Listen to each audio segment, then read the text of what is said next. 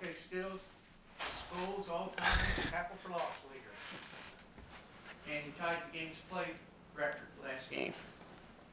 Great. So, Dante, do you keep track in your mind of stats like that? How do you evaluate that? Well, like, I didn't know how far I was until, like, this whole place was, like, pretty much redone. So, like, I didn't know what even the record was until they put it up there, like, 2 years ago. So, then I started chasing it, and I realized, like, I have a chance. But, yeah, I mean, it's a great feeling, but I would trade it for the win any day. So. Yeah, but along those lines, the two guys that you top consensus All-American linebackers, guys that stand up, you put your hand on the ground. Does that make it more meaningful to you to beat guys that were great players here? One guy's name is on the wall of the stadium. Yeah, it means everything. Just knowing, like, them guys were great players, and put everything they have into this program, and it's just an honor. I'm blessed to be able to do it here at home, wearing West Virginia. So, it was an honor. At first, I didn't really know how to feel once I made the play, but once I got up and I started smiling, then I realized, like, now, like, I'm at the top. So. When you pass your dad for a record, do you call him immediately and brag on him? How do you react when it's your dad that you're passing? I really don't like. I don't like to brag just because I don't want to make it like have people look at me as like I'm cocky or anything like that. But yeah, he called me. He congratulated me. I told him, I'm gonna try to pass him in sacks. I think I have like 5.5 left, but that's a lot. So I'm gonna try my best to get back there as much as I can and affect the quarterback. And I'm happy. I'm on top because it was a while. Like it was a couple games where I didn't really get no TFL. So I'm glad I did it for sure. Do you feel any sense of validation by having a stat, any record that's exactly that no one can argue? Because Neil talked a lot and Coach Jordan Leslie's talked a lot throughout the season about evaluating you cannot always be put into stats. Yeah. You do a lot more. You've mentioned being double teamed. Mm-hmm. Obviously you have your sights on the NFL, but is it, okay, I don't have to debate you all day about what I'm doing. There's this record there. Does that add to it as well? And how does that disperse into how you evaluate yourself, because it goes into more than stats? Yeah, I still feel like I can still improve on so much of my game. I still feel like I need to do more for the team, but at the same time, it's definitely some type of validation. It's definitely great to have people congratulating me for the last couple of days. So it feels great to know people understand and people enjoy me making plays like those type of plays. So it's really just I don't know. It's kind of hard to put into words because it's a whole surreal moment. But I'm just happy it was done by me. So Talking with your brother at all? I saw his yeah, tweets. yeah. He texted me pretty much halftime.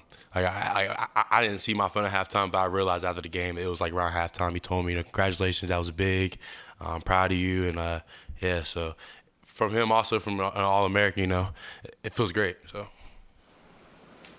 What goes into a tackle for a loss? I mean, is it skill? Is it studying? Is it never missing a play? Is it It's really. I feel like it's a combination of all. Ball get off. Use your hands, getting off blocks, having good feet, and being able to catch. Running backs are just, I know they're just way faster than me. It's based off the position. Yeah, it's kind of just I try to beat them to a point to where I can obviously have an angle on them or stuff like that, and really just once I get a hand on you, I feel like I got you. So You've done, what is it, 47 and a half, 48? Is that whatever it is? 48. I think 48 and a half right now. Is there one that's the iconic Dante Stills tackle for a loss? Is there one that sticks in your mind this is mine? Man, I'll say my two favorite sacks were, I'll say the NC State game, my sophomore year. Okay. And then, wow. And then the Baylor game.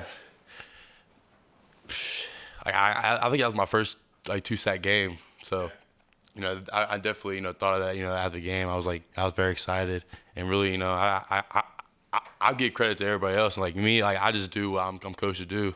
And Did you call the double team? Did you go for it was two guys? Did it you was. take the center back into the quarterback? I think it was around like it was like around like the 30-40 yard line. Then they're going in. They're in our territory, and I don't know if it's a miscommunication, but I just got out the ball and I bent the corner. Well, no, not I kind of stepped to the floor. I bent the corner and I sacked him. And then my second one of that game was it was like a little twist game me and my brother had, and I came around clean.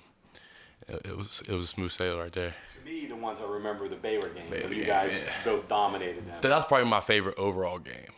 Okay. Yeah, because like it was Halloween night, and they're number 12 in the country, so that was a big game leading up to it. It was a night game, so yeah, I definitely enjoyed that game too for sure.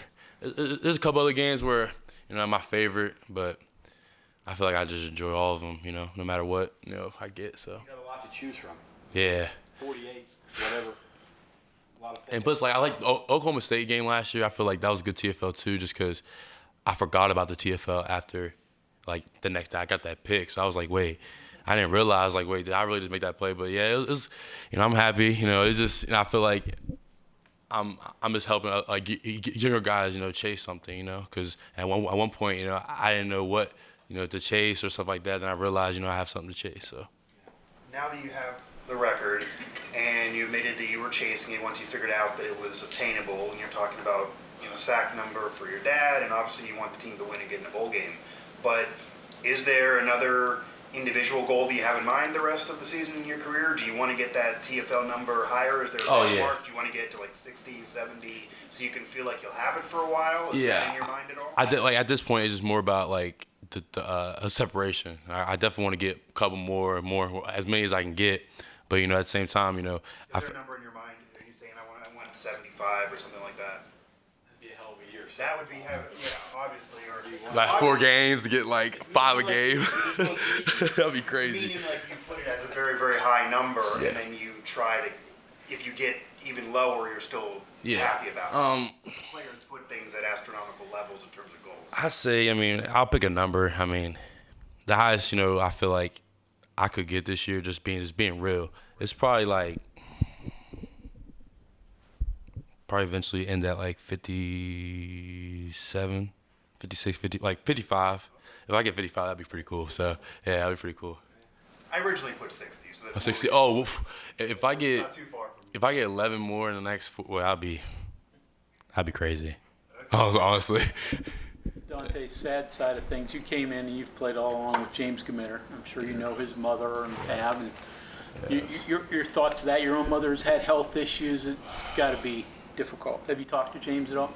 Well, I sent him a message, but he hasn't gotten back. I couldn't imagine, because I woke up when I just woke up and I just seen it, so I wasn't expecting. I don't think anybody was expecting it. So, I'm sending prayers, that whole family, James, I came with you, since 2018 in summer. So, I feel like we have that older guy bond. So, I'm definitely, I'm sorry for, his loss and that whole family, because she's a great woman.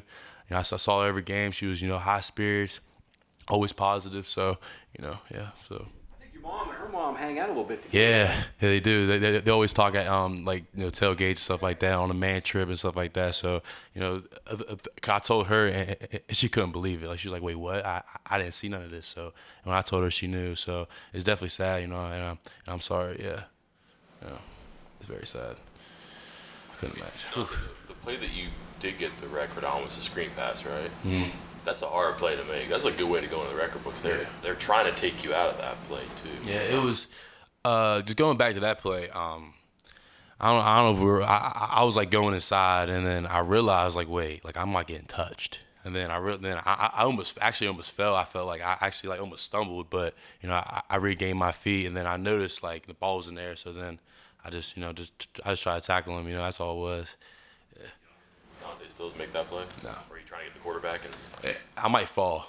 I'll say that. I might just stumble on the way, but I feel like I've definitely just grown this from the start to from January 1st where I moved in to June 1st 2018 I moved in to I feel like I've just grown a whole bunch. In the second half against TCU, the defense as a whole, you had success blitzing. Why do you think that was? Just belief. I feel like sometimes, it's really just believing in ourselves. 'Cause I feel like the plays that, that we leave out there are just not trusting yourself or, ourselves. But I feel like, it's just frustrating because I know we're just better than what the product we put out there just, as an overall season. And I know how good we are. And, there's been glimpses of that, in past games and this past game that, we can be really, really good. It's just about believing in ourselves and be able to make them plays and be able to, stay on top of like really good teams like TCU. Neil and Coach Leslie talked about the impact Charles being back had. Yeah. Can you feel that on the defensive line? Yeah, I definitely, just because he's an older guy, I played with him last year, so I kind of, understand his game and his whole mentality. So, it's definitely good to see him back there moving around, stuff like that, especially just not expecting him to be back. So, it's great to see. To his point about Charles, I know the coaches talked about the reluctance to do more pressuring because there's so many inexperienced guys back there. And with Charles, you can play a little bit more. You can play some different coverages and do some different things. Did you notice that as in the second half of TCU? A little bit, but at the same time, I like the front kind of has their own deal going on with like different plays because like a lot of times, I know what's being called, but at the same time, the back end, that's a whole different game. Like, I just got to worry about the front of the guy that I'm lined up. So, I feel like, Coach Leslie and them do a great job doing, like, mixing up some stuff, to create pressure and stuff like that. Thank you, sir.